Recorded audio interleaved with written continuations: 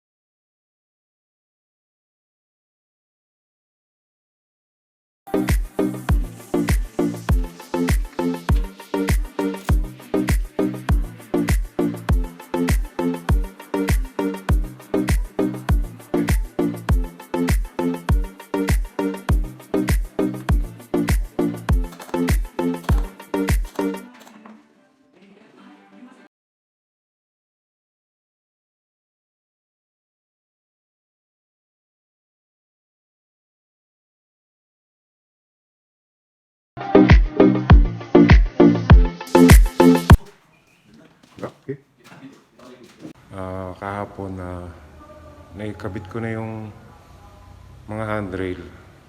Kasi wala si partner kaya mag-isa lang ako. Medyo mahirap pero nakaya naman. Natapos na, naikabit ko na.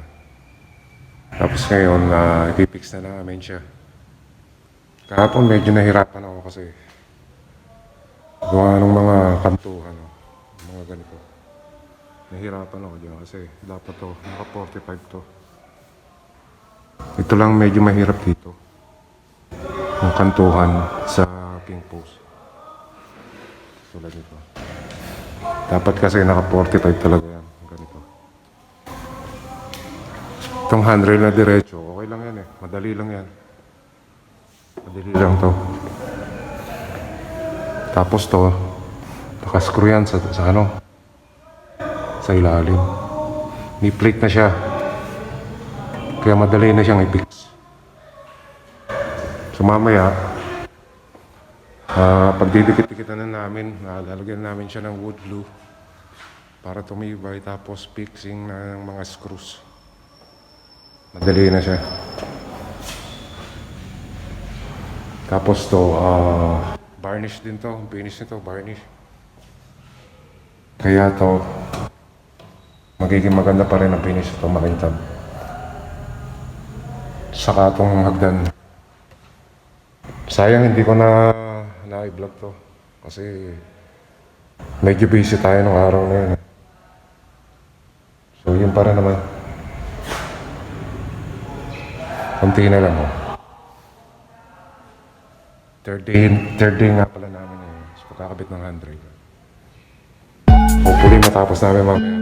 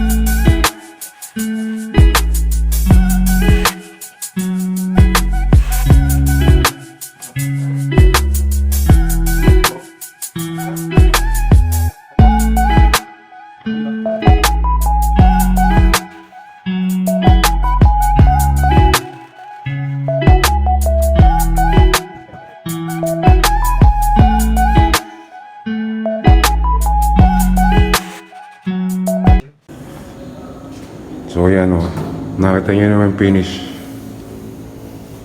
Maganda na siya. Makinis na. Meron lang konting retouching lang. Pero hindi naman minimal lang siya.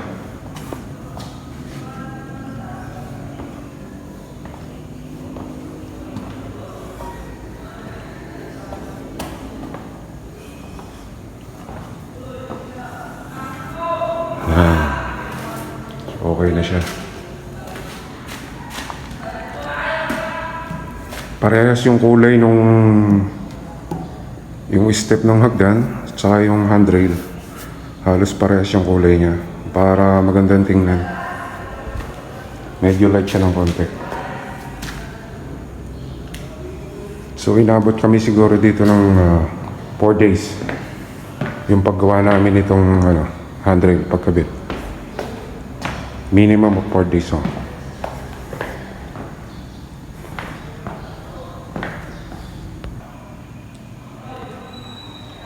So abangan nyo nga pala yung mga susunod kong videos. Meron pa akong nakalatag siguro na 2 for editing na lang siya. Tapos sa susunod meron pa rin. Abangan nyo lagi para lagi kayong updated sa mga videos ko. Marami kayong matututunan, may apply sa sa atin, sa araw-araw, sa bahay-bahay. Yan, ganyan. Lalo na yung mga tropa natin kapokpok dyan. Nag-aabang ng mga videos ko. Marami pa pang dadating.